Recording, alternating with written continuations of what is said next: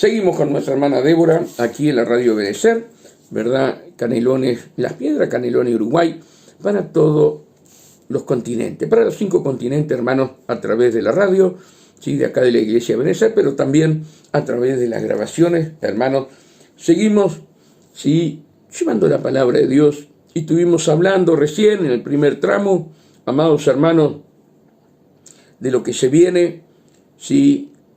Hablamos de Apocalipsis, hablamos del hambre que se viene, hablamos de cómo se van a comer, las madres se van a comer a los niños, aún la placenta, amados hermanos. Hablamos cómo los padres se van a comer a los niños y no van a compartir a ese niño con la madre ni con los hermanos. Todo eso enseña la palabra de Dios, amados hermanos, para cuando venga, ¿sí?, la tribulación y la gran tribulación. Pero todo eso, hermanos, es por la ira de Dios. Y nosotros escaparemos de la ira de Dios porque nosotros estamos en Cristo. Estamos dentro del cuerpo de Cristo. Y Dios nos libera de la ira venidera. Pero quiero hablar ahora un pasaje que ya hace meses atrás lo hablé, Hechos 6, que fue lo que Dios puso en mi corazón, hermanos. Allí la elección de 7 diáconos. Y esto es maravilloso, hermano, poder ser humildes, sencillos y aceptar nuestros errores para corregirlos, para no volverlo a hacerlos más. Porque todos hemos errado, pero Dios quiere, amados hermanos, una iglesia conforme a su voluntad. Una iglesia conforme a la guía del Espíritu Santo. Y aquí en la elección de los 7 diáconos, Jesús nos da una gran lección para nosotros que somos siervos de Dios. Pero una gran lección que pocos la hemos aplicado en donde pastoreamos. Pocos la han aplicado donde estamos pastoreando. Pero mañana Dios nos va a pedir cuenta. Mañana Dios nos va a decir, ¿pero cómo? ¿No leíste la elección de los 7 diáconos? ¿No lo leíste? Mira qué tremendo lo que dice aquí Hechos 6. Elección de 7 diáconos. En aquellos días, como creciera el número de los discípulos, hubo murmuración de los griegos contra los hebreos. Mire qué tremendo, amados hermanos, que los griegos, ¿sí?, se levantaron contra los cristianos judíos, mesiánicos, ¿verdad? Y hubo murmuración entre uno y otro, porque estaban haciendo algo que Dios le había mandado. Ahora vamos a leer.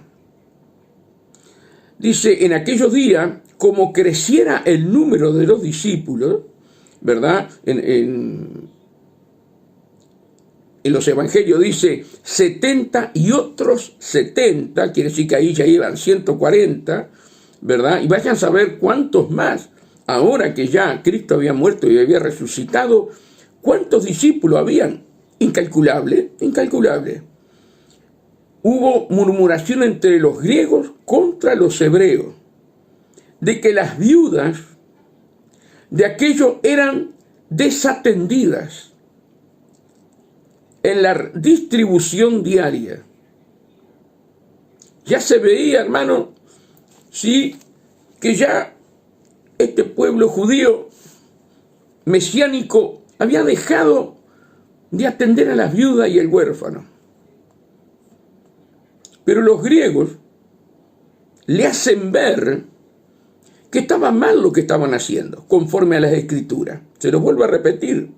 En aquellos días, como creciera el número de los discípulos, hubo murmuración de los griegos contra los hebreos, de que las viudas de aquellos eran desatendidas en la distribución diaria. Fueron, hermanos, los griegos que se dieron cuenta que no estaban haciendo la voluntad de Dios. Los griegos que eran discípulos del Señor. Y tienen una disputa ¿con quién? Con los discípulos judíos, mesiánicos. Entonces los 12 convocaron a la multitud de los discípulos. Miren lo que dice acá. Entonces los 12 convocaron a la multitud de los discípulos. 10.000, 15.000, 20.000, no dice cuánto. Pero fíjense en cómo ya a través de nuestro Señor Jesucristo, a través de Juan el Bautista, a través de los apóstoles, ya había una multitud de discípulos. Entonces los 12 convocaron a la multitud de los discípulos y dijeron: no es justo que nosotros dejemos la palabra de Dios para servir las mesas. Miren lo que los apóstoles, viendo lo que habían hablado los griegos, hermano, ellos entienden clarito que ellos no podían hacer todo el trabajo. Porque, no atendían estar leyendo las escrituras, estar orando y estar ayunando. Entonces, allí, hermanos queridos, ellos a través de estos griegos les abren los ojos a los apóstoles de lo que estaba pasando allí. Siempre alguien tiene que venir a abrir los ojos cuando las cosas están siendo mal. Y Dios usó a los hebreos. En el Viejo Testamento usó una mula. Dios hace como Él quiere, hermano. Entonces los 12 convocaron a la multitud de los discípulos y dijeron: no es justo que nosotros dejemos la palabra de Dios para servir las mesas, para estar corriendo haciendo la comida y sirviendo las mesas. No podemos hacer todo. Tienen razón los griegos. Estamos desatendiendo porque no podemos con todo. Buscar, pues, hermanos, de entre vosotros a 7 varones de buen testimonio. A 7 varones de buen testimonio. Mirá lo primero que hablaron los apóstoles a través del Espíritu Santo. Mirá qué enseñanza, hermano querido, para hoy, para toda la iglesia en el mundo entero. Lo primero que se busca son hermanos de buen testimonio. De buen testimonio. Que ese testimonio en el trabajo, en la calle, donde esté reflejando a Cristo. A Cristo. De buen testimonio. Ahora, una persona de buen testimonio ora, ayuna. Amados hermanos, porque para salir de esta carne, ¿verdad?, y vivir una vida santa y piadosa, es a través de la lectura, el ayuno y la oración. Si no ayunas, si no oras, amados hermanos, te falta el aire para vivir. Y la oración, el ayuno, la palabra, es el aire, ¿sí?, que entra a tu alma. Buscad pues, hermano, de entre vosotros a 7 varones de buen testimonio, llenos del Espíritu Santo. Llenos del Espíritu Santo. Qué tremendo, hermano. Qué tremendo. La única evidencia que muestra la Biblia y los grandes eruditos y los teólogos, la única muestra, ¿sí?, de un hermano que esté lleno del Espíritu Santo es el hablar en lenguas angelicales. Eso es clarito. En Hechos 2 vino el Espíritu Santo como un viento recio y en lenguas de fuego, y hablaban en distintas lenguas, aún en distintos idiomas, para que aquellos que estaban escuchando de otros países supieran lo que estaba hablando el Espíritu Santo. Fíjate esto, hermano, qué fundamental de buen testimonio y llenos del Espíritu Santo de Dios. ¿Cuántas veces nos hemos equivocado, nos hemos apurado a levantar obreros sin el consentimiento de Dios? Sin el consentimiento de Dios. Estos hombres eran solamente para servir la comida, cuanto y más la palabra de Dios.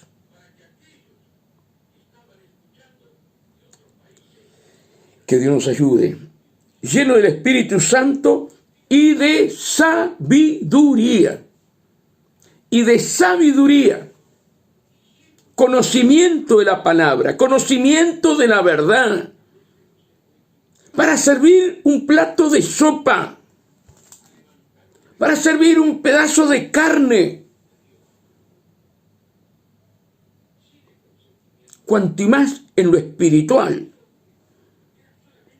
Hermano, tenemos que entender, llenos del Espíritu Santo y de sabiduría y de buen testimonio, 3 requisitos que Dios pide para levantar un obrero.